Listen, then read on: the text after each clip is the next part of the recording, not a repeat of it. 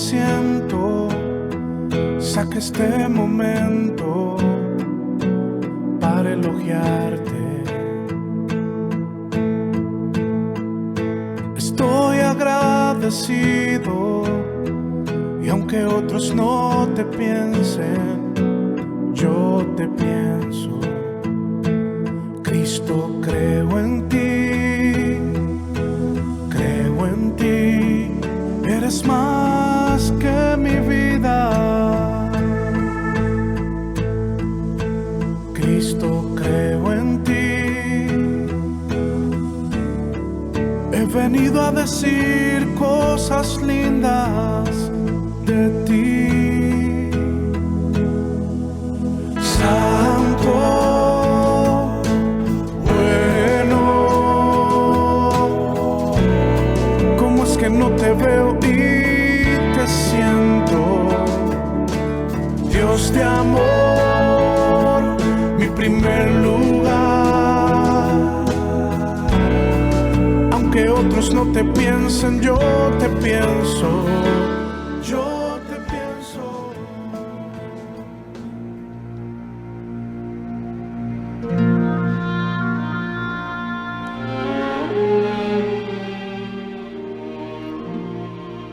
Y despedida la congregación, muchos de los judíos y de los proselitos piadosos siguieron a Pablo y a Bernabé, quienes, hablándoles, le persuadían a que perseverasen en la gracia de Dios.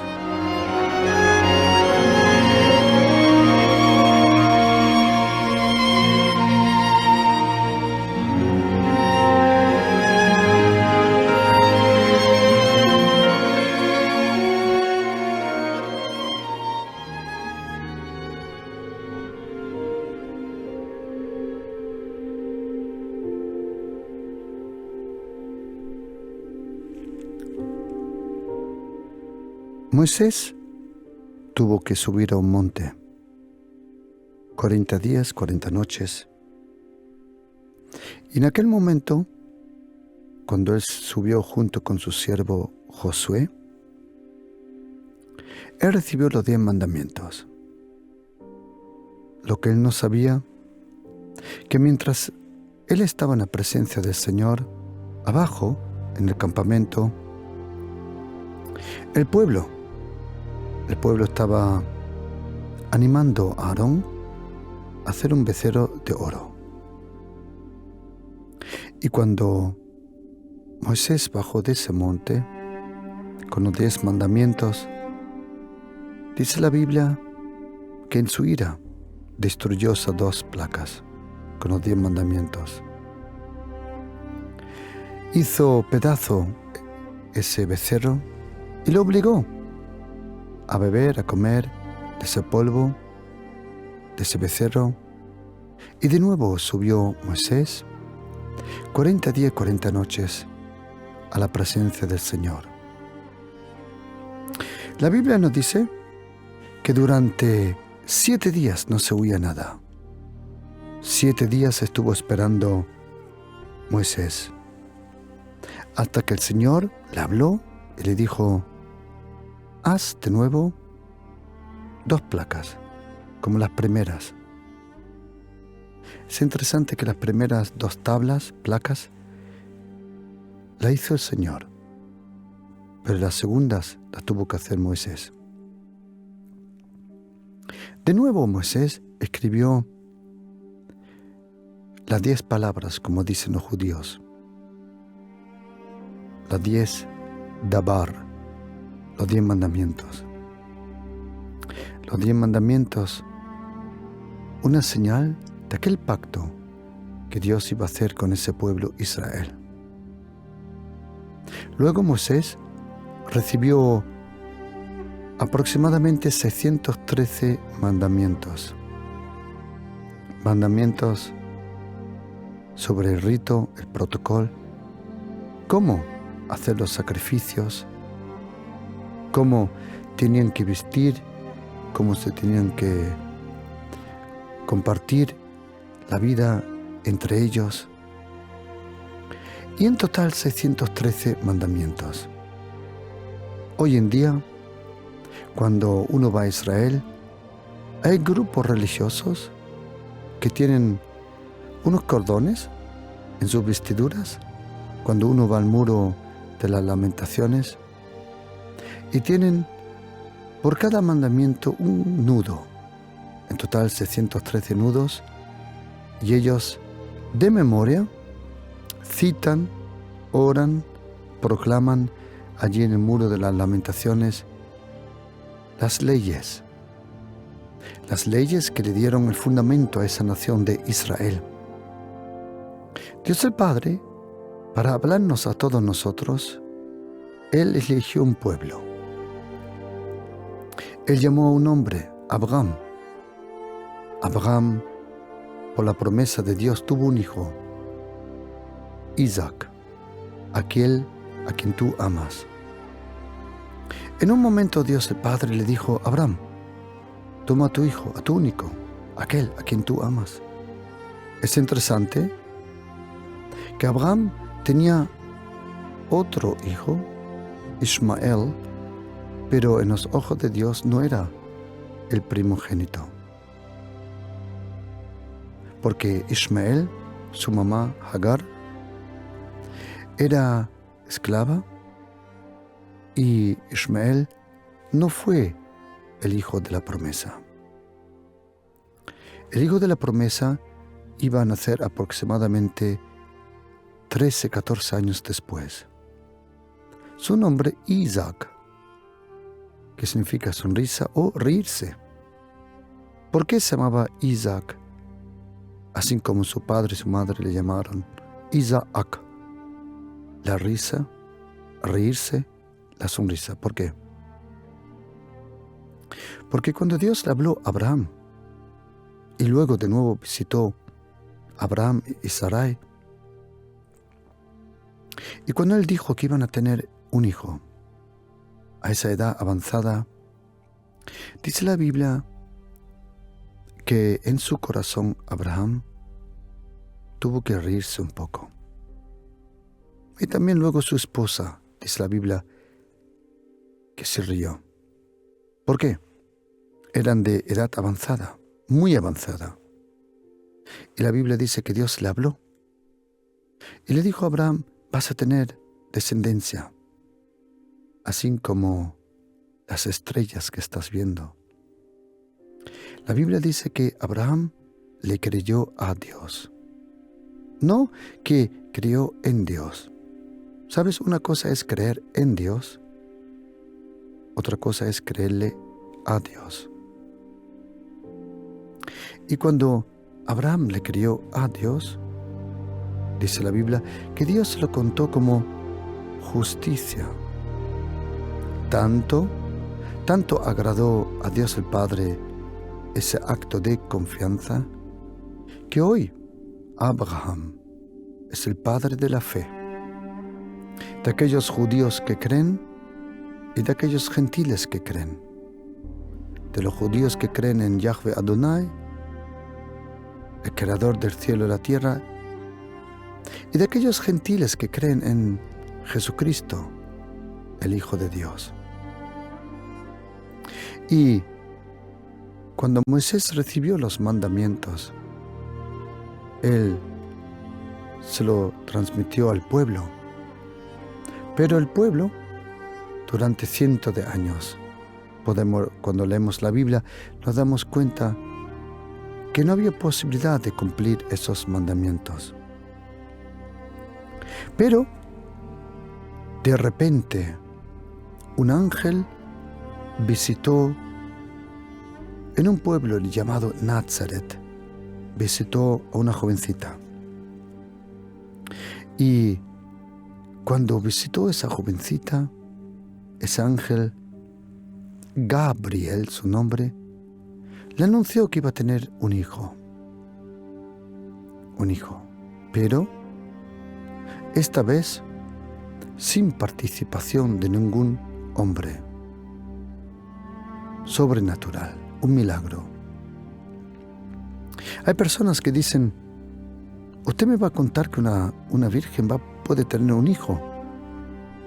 Bueno, la verdad es esta, que es más fácil creer que una virgen puede tener un hijo que creer que de la nada nosotros estamos aquí. Es más fácil creer que Dios puede hacer un milagro por una virgen y que una virgen tenga un hijo. Eso es más fácil de creer que de la nada nosotros estamos aquí. Pero eso lo podemos aprender en otro momento. Ahora no. Esa virgen prometida a otro joven, probablemente 19, 20 años, más no. Su nombre, Yosef, Dios añade. El nombre Joseph, José, viene del hebreo Yosef, Dios añade. Ese nombre José proviene de un hijo de Israel, Jacob, llamado Israel, y su esposa Rahel, como dice literalmente en en hebreo, Rahel, ella no pudo tener hijos, pero de repente tuvo un hijo, y su nombre fue José. José significa Dios añade. Es interesante que en el momento que Jacob y Rahel tuvieron a José, ya le dieron el nombre proféticamente que iban a tener otro hijo, que luego iba a ser Benjamín.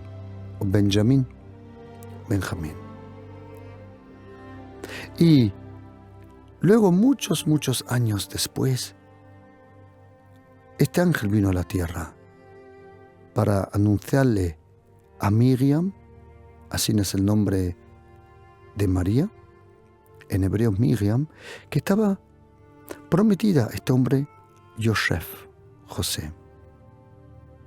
Iba a tener un hijo. Y el nombre de ese hijo iba a ser Emmanuel. Es interesante que ese nombre Emmanuel en el Nuevo Testamento aparece en los primeros capítulos de Mateo, pero luego no aparece en ningún otro lugar, porque Emmanuel era el nombre, pero en verdad era el cumplimiento de algo que se iba a cumplir. Y fue cuando Jesucristo dijo en Mateo 28, versículo 20, yo estaré con vosotros todos los días del mundo, hasta el fin del mundo. Ahí se cumple el nombre Emmanuel, Dios con nosotros. Y cuando Jesucristo vino a la tierra, la Biblia dice que la gracia de Dios estaba preparada, pero se manifestó a través de Jesucristo. Cuando Jesucristo vino a la tierra, ¿y por qué vino Jesucristo a la tierra? ¿Por qué? En la vida de Jesucristo podemos ver cómo muchísimas cosas se cumplieron. Dios, el Eterno, Él envió a su Hijo, a Jesucristo. Jesucristo, Él es el único hombre que no fue creado. Él fue, o vamos a decir, Él nació, Él creció, Él murió y Él resucitó. Pero Jesucristo nunca fue creado. ¿Por qué? Porque Jesucristo es preexistente, el Dios preexistente, que desde siempre existía. El otro día, una familia que nos visitaba en la iglesia, su hijo, a lo mejor 6, 7 años de edad, me vino y me dijo, pastor, ¿le puedo preguntar algo? Digo, sí, claro. Siempre teniendo cuidado porque las preguntas más interesantes las ponen niños. Niños preguntan las cosas más interesantes. Y me dijo, pastor, ¿Dios cuándo muere? Y había una lámpara encima de nosotros. Le dije, mira, ¿puedes ver esa luz? Y dijo, sí. Y le dije, ¿hay oscuridad? No, pastor, hay luz. Le dije, mira, si hay luz, no puede haber oscuridad. Y si hay vida, no hay muerte. Y Dios no puede morir, porque Él es la fuente, Él es el centro, Él es el creador, Él es la vida. Y si Él es la vida, en Él no hay muerte. Y me dijo, vale, y se dio la vuelta. Honestamente, os voy a confesar una cosa. Yo aprendí por mi contestación más que él, probablemente. Por mis palabras, yo mismo aprendí más que él. Y Dios el Padre envió a su Hijo Jesucristo. ¿Por qué? Porque Dios el Padre, Él había creado al ser humano. Al ser humano, Adán, Eva. Y el ser humano le dio la espalda a Dios. El ser humano se separó de Dios. Nunca Dios se separó de nosotros. Fuimos nosotros los que nos separamos de Él.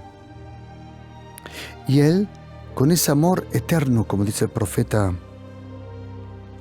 Jeremías 31, versículo 3, te ha amado con un amor eterno. Él quiso todo el tiempo acercarse a nosotros. Pero había un problema, un gran problema. Su naturaleza es algo que nosotros conocemos o le hemos dado un nombre, pero honestamente nos falta la capacidad para realmente comprender lo que es. Dios el Padre, imagínate, los ángeles, los serafines, los cherubines y toda clase de ángeles que hay en el cielo, cuando ellos hablan del Señor, ellos conociendo todos los idiomas, lenguas, todos los dialectos de esta tierra, cuando ellos están delante de la presencia de Dios, lo único que ellos pueden decir es, en hebreo se dice Kadosh, Kadosh, Kadosh. Santo, santo, santo es el Señor. La naturaleza de Dios el Padre es algo que se llama santo. Pero nosotros, honestamente, hemos perdido un poco del sentido de lo que es la santidad de Dios. Imagínate que tú, con tus propios ojos, observas el sol y tú sabes que a los pocos segundos, sin ninguna gafas o protección, si tú observas el sol con el propio ojo, sin protección, puedes dañarte el ojo, incluso quedarte ciego. Imagínate que tú estuvieras delante del sol y durante 1 hora tienes los ojos abiertos. Algo que es imposible, sin protección. Pues imagínate ese efecto, esa sensación de tanta luz. Es difícil de describir. Pues así es semejante la santidad de Dios. Él es tan santo que los ángeles en su presencia lo único que dicen es Kadosh, Kadosh, Kadosh. Santo, santo, santo es el Señor. Y como Dios el Padre, en su inmensa gloria, en su inmensa santidad, Él quiso acercarse, pero había algo que era destructivo. Era la rebelión, era el pecado, era el veneno de esas palabras, de esa serpiente que había envenenado al ser humano. Y sabes, querido oyente, el primer veneno que se transmitió en este planeta Tierra No fue el veneno por un mordisco o por un aguijón.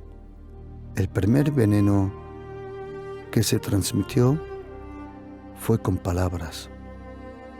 Fue esa serpiente y sus palabras llenas de veneno, de dudas.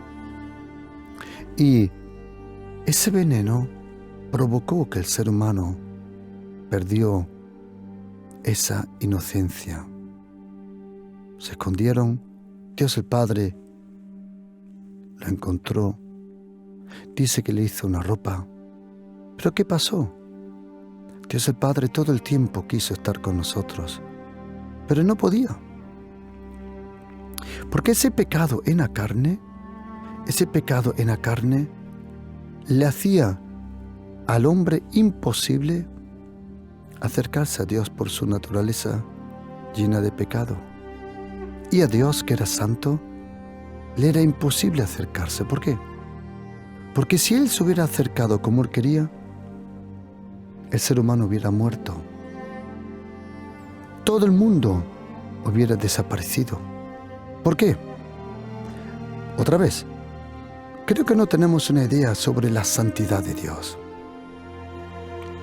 Y porque nosotros no nos pudimos acercar a Él, Dios el Padre hizo un plan. Un plan, si nosotros no nos podemos acercar a Él, entonces Él se iba a acercar a nosotros. ¿Cómo lo hizo? Él envió a su Hijo, pero no lo envió como el Señor de la gloria, como dice Salmo 24. O como dice Primera Carta de Corintios capítulo 2, el Señor de la gloria. No.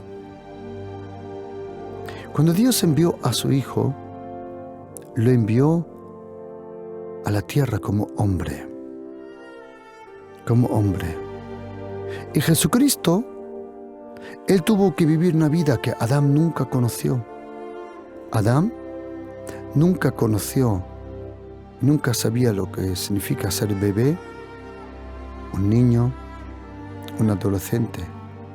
Adán nunca tuvo esa experiencia. Pero Jesucristo vino a la tierra por diversas razones. Una era para destruir las obras del diablo. Otra era para traer el reino de los cielos. Y otra, probablemente primordial la razón, era para traer la gracia y la verdad a esta tierra. Él nació como cordero para morir por nuestros pecados.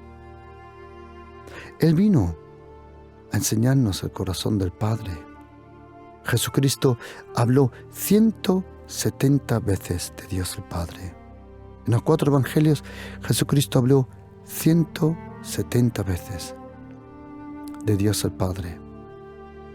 Imagínate, en el Evangelio de Juan aparece aproximadamente 120 veces Dios el Padre. Y Jesucristo habló 170 veces del Padre. Pero su mensaje era el reino de los cielos. Él empezó hablando del reino. Mateo 4, versículo 17. El reino de los cielos se ha acercado. Y él terminó hablando del reino de Dios, como dice Hechos 1, versículo 3. 19 de sus parábolas eran parábolas sobre el reino. La doctrina de Jesucristo era el reino de Dios. La Basileia Theos, el reino de Dios. 82 veces Jesucristo habló del Hijo del Hombre, aquel nombre majestuoso del prometido. Jesucristo es el Hijo del Hombre. Ese Bar Enash o Bar Adama que era prometido, al Hijo del Hombre le fue prometido el reino. En el profeta Daniel, el reino de Dios, el reino de los cielos. Y cuando Jesucristo vivió su vida perfecta, nunca pecando con los ojos, con las palabras, con los hechos, de ninguna forma. Al último le cogieron y le crucificaron. La Biblia dice, aquel que no conocía pecado, por nosotros fue hecho pecado. Una de las razones por que vino Jesucristo a la tierra, primordialmente fue para librarnos del poder del pecado, de la muerte y de esa distancia entre el ser humano y Dios. Jesucristo sufrió por nosotros. Tú dirás, sí, muchos sufren. Sí, es verdad, lamentablemente. Pero tienes que imaginarte, el único hombre jamás que ha pecado, jamás alguien ha habido como Jesucristo, ni antes ni después. Jesucristo, en su naturaleza, imagínate, los demonios, cuando hablaban, decían, sabemos quién eres, el Santo de Dios, imagínate. Los demonios sabían que Jesucristo era el Santo de Dios. Y solo ha habido un santo, o déjame explicarlo de otra forma, solo era necesario que uno peque para que el poder destructivo de la muerte nos contamine a todos. Eso fue Adán, Eva. Adán pecó y el poder destructivo contaminó a todo ser humano. Pero porque Dios el Padre no quiere, Él no quiere que nadie se pierda, Él envió a su Hijo Jesucristo, como dije, para destruir las obras del diablo, para predicar el reino de los cielos, para manifestar la naturaleza del Padre, para demostrar la victoria del Hijo del Hombre. Pero no solo eso. Juan tenía razón cuando dice que la ley fue dada por Moisés, pero la gracia y la verdad vinieron por Jesucristo. La gracia y la verdad. Y cuando Jesucristo vino a la tierra, Él no enseñó tanto, no es que Él enseñó mucho sobre la gracia, pero el apóstol Pablo, él comprendió lo que es la gracia. Para nosotros cristianos es tan importante, querido oyente. La pregunta no es ¿qué es teológicamente la gracia? No. La pregunta es ¿qué puede la gracia? ¿Qué poder tiene la gracia? ¿Qué poder?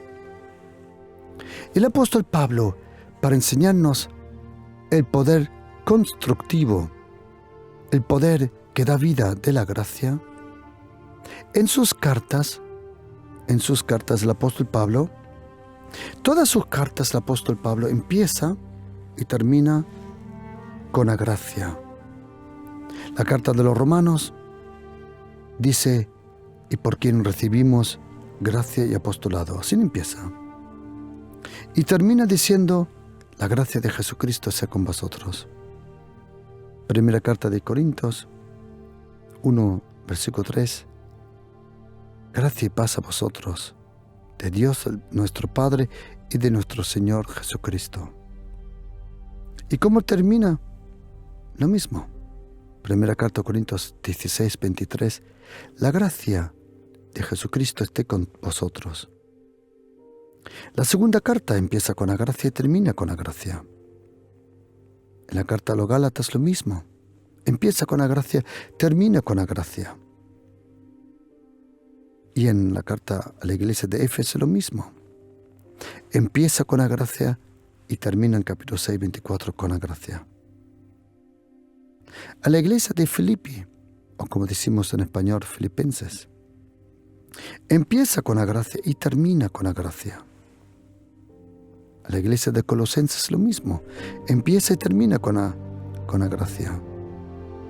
Y las dos cartas a la iglesia de Tesaloniki, los tesalonicenses, también empieza y termina con la gracia.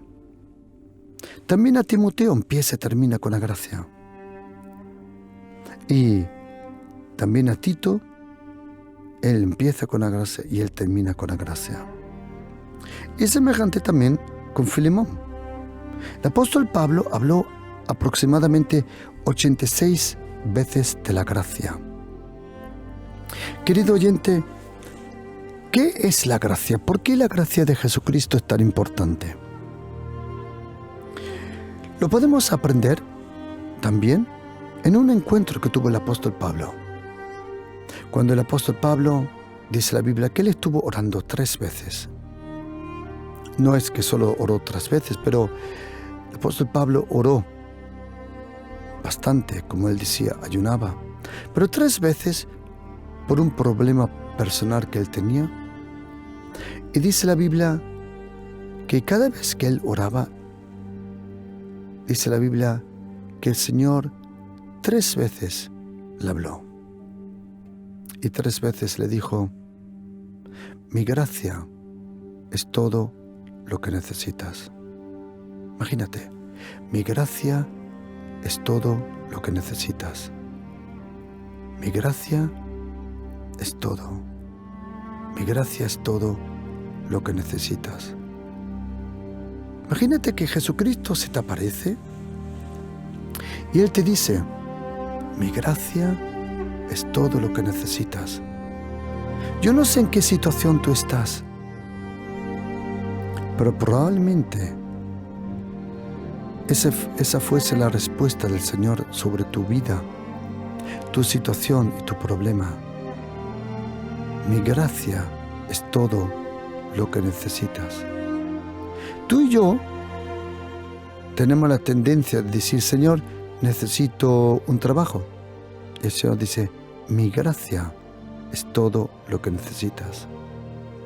O a lo mejor dices: Señor, necesito una vivienda. Y el Señor dice: mi gracia es todo lo que necesitas. O cualquier cosa. Porque cada uno de nosotros tiene diferentes retos en la vida. Y el Señor cada vez nos dice: mi gracia es todo lo que necesitas. Querido oyente, mirad. No se puede imaginar el poder de la gracia de Jesucristo. Y quiero enseñarle cómo la gracia funciona. La gracia de Jesucristo no funciona cuando a usted y a mí nos va bien. A lo contrario, para que la gracia de Jesucristo demuestre su poder, necesita encontrar en nuestra vida una dificultad, un problema, una debilidad, algo. Dale algo a la gracia para que la gracia pueda demostrar su poder. Queridos, la gracia de Jesucristo es continua, como dice la Biblia. La gracia de Jesucristo es continua. La gracia de Jesucristo tiene un poder tremendo.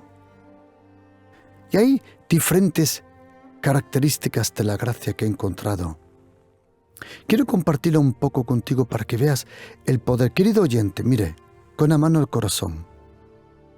No hay ninguna situación en nuestra vida, en nuestra familia, en nuestro entorno, que la gracia de Jesucristo no lo pueda arreglar, restaurar, levantar. Le prometo, si confía en la gracia de Jesucristo, verá el poder de la gracia de Jesucristo. Ponga, como dice 1 de Pedro 1:13, ponga toda su confianza en la gracia. Espere todo de la gracia de Jesucristo. ¿Por qué? Salmo 25:10 dice que todos los caminos de Dios son gracia y verdad. Dios de Padre no actúa sino es a través de la verdad y de la gracia de su Hijo Jesucristo. Según Salmo 23, versículo 6, la gracia me sigue todos los días. La gracia me sigue. Según Salmo 59, versículo 10, la gracia de Dios se adelanta. Antes que tú llegues a algún sitio, la gracia de Dios se adelanta. Según Salmo 32, versículo 10, la gracia nos envuelve, nos rodea, nos protege. Según Salmo 36, 5 y otros versículos, la gracia llega hasta los cielos. Según Hebreos 4, versículo 16, la gracia me ayuda en antemano. Querido oyente, proclama la gracia de Jesucristo. Por la gracia somos salvos, dice el apóstol Pablo, en Efesios 2, versículo 8 y 9. La gracia. Según Salmo 119, versículo 41, la gracia viene sobre mí. Según Salmo 32, 22, viene la gracia sobre aquellos que le esperan. Y según Salmo, o mejor dicho, Isaías 54, versículo 10, jamás la gracia se apartará de mí. ¿Sabes, querido oyente?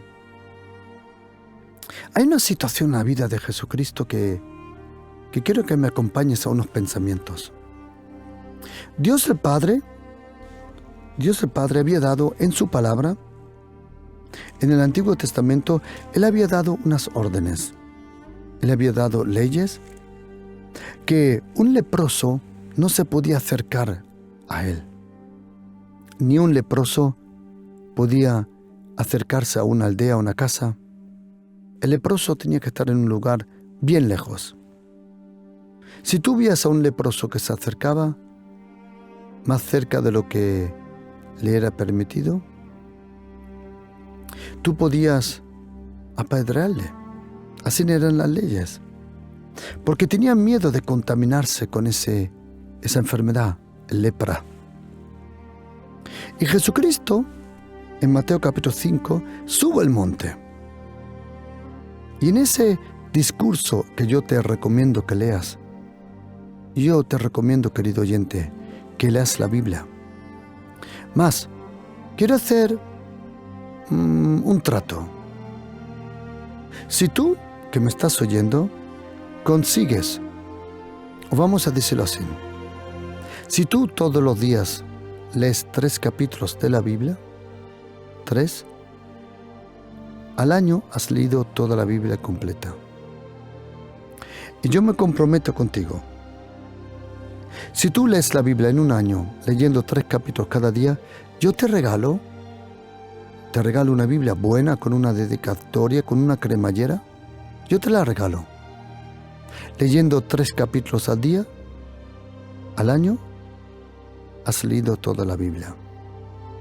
Si lo haces, entonces yo te regalo una Biblia con cremallera, una bonita, con una dedicación.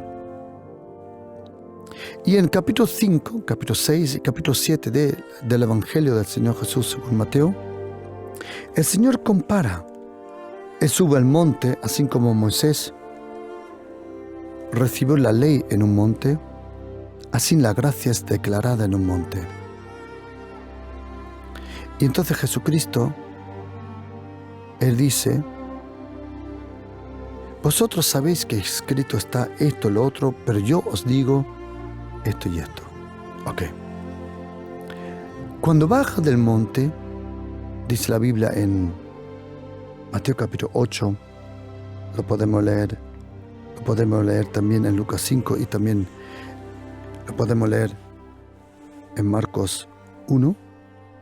Cuando él baja del monte, se encuentra en una aldea con un leproso. Dice la Biblia, y descendió Jesús del monte y le seguía mucha gente.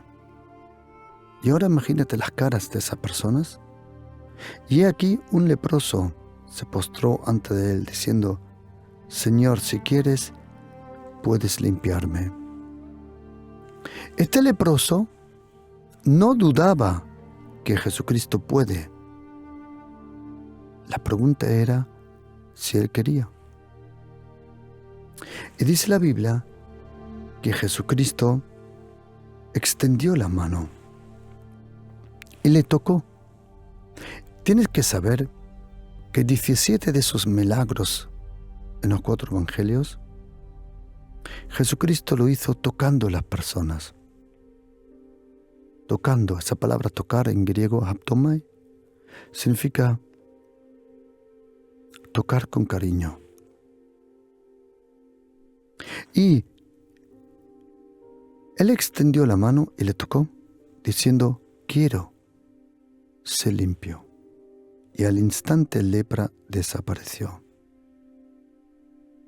Y Jesucristo le dijo a este hombre, mira, no le digas a nadie nada, sino ve, muéstrate al sacerdote y presenta la ofrenda que ordenó Moisés, para testimonio de ellos. ¿Pero qué hizo este hombre? Este hombre fue por todos sitios proclamando. Y ahora mira, querido oyente, una cosa interesante. En el Antiguo Testamento se pensaba que si tú tocabas a un leproso, tú te ensuciabas. Bajo la ley, si tú tocabas a un leproso, él te contaminaba. Pero bajo la gracia de Jesucristo, y querido oyente, por favor, que no se te olvide, si tú eres cristiano, que crees en Jesucristo, el Hijo de Dios, tú no estás bajo la ley. Tampoco cuenta si tú estás en una iglesia católica, evangélica, que es muy importante estar en una iglesia. Querido, tú no estás bajo una iglesia. ¿Es bueno estar en una iglesia? Claro, absoluto. Pero, el poder de la vida, el poder de la salvación, no está porque tú estás en una u otra iglesia. Pero tú y yo estamos bajo la gracia. Tú y yo estamos bajo la gracia de Jesucristo. Esa gracia te va a ayudar. Esa gracia es tu promesa. Esa gracia es tu herencia. Esa gracia se renueva todas las mañanas. Esa gracia te protege. Esa gracia te rodea. Esa gracia te levanta. Esa gracia te sana. Esa gracia te va a dar de recompensa todo lo que te han robado. La gracia de Jesucristo. Y cuando este leproso se acercó, tocó a Jesucristo, en el Antiguo Testamento, cuando un enfermo tocaba a una persona sana, la persona sana se contaminaba. Pero en el Nuevo Testamento, bajo el pacto de la sangre de Jesucristo, bajo la gracia, es al revés.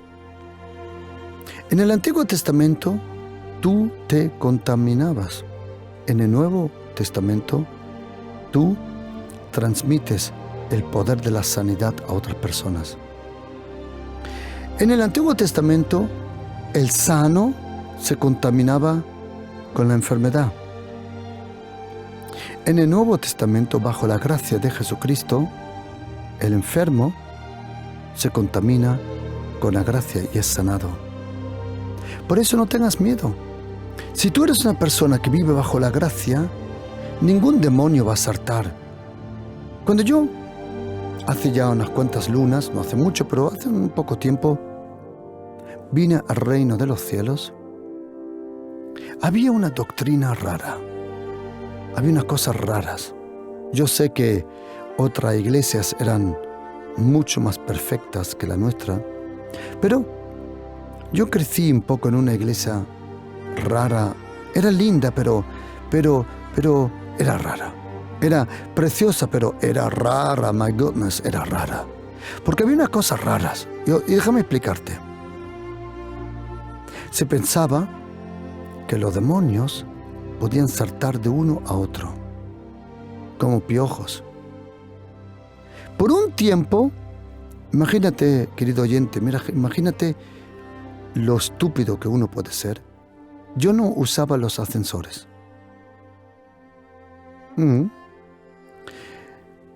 ¿Por qué? Porque yo me decía, ¿Y qué pasa si yo voy en el ascensor y un endemoniado entra? Entonces ese demonio puede saltar. Queridos, mirad, por el amor de Dios, ¿de verdad me vas a contar que los demonios son piojos? Bueno, algunos piojos parecen ser demonios, eso es verdad, pero, queridos, mirad, si tú eres cristiano, que crees en Jesucristo, solo puedes vivir bajo la gracia. Si tú intentas vivir bajo la ley, no lo vas a conseguir. No lo vas a conseguir. Cuando hablo de la ley, estoy hablando de una forma religiosa, una forma legalista, mandamientos humanos, reglas humanas que se añaden, que no tienen que ver nada con la persona de Jesucristo. ¿Y sabes qué? No hay cosa peor que esa religión muerta que te ahoga, que te oprime. Porque puede ser que tengas la doctrina, entre comillas, correcta, pero puede ser que tienes el trato incorrecto, como tratas a otros. Por eso necesitamos vivir en la gracia. El apóstol Pablo tuvo razón cuando dice la Biblia que le persuadieron a los creyentes de no salir de la gracia. Y también en Gálatas 5:1 dice, para la libertad Cristo nos hizo libre. Querido oyente, tú no tienes que vivir, tú no tienes que cumplir reglas religiosas. Confíame. Las reglas que tú vas a cumplir las ha escrito Dios en tu corazón, como dijo el profeta Ezequiel. Las tablas, mis mandamientos en su corazón, es como dijo también Jeremías.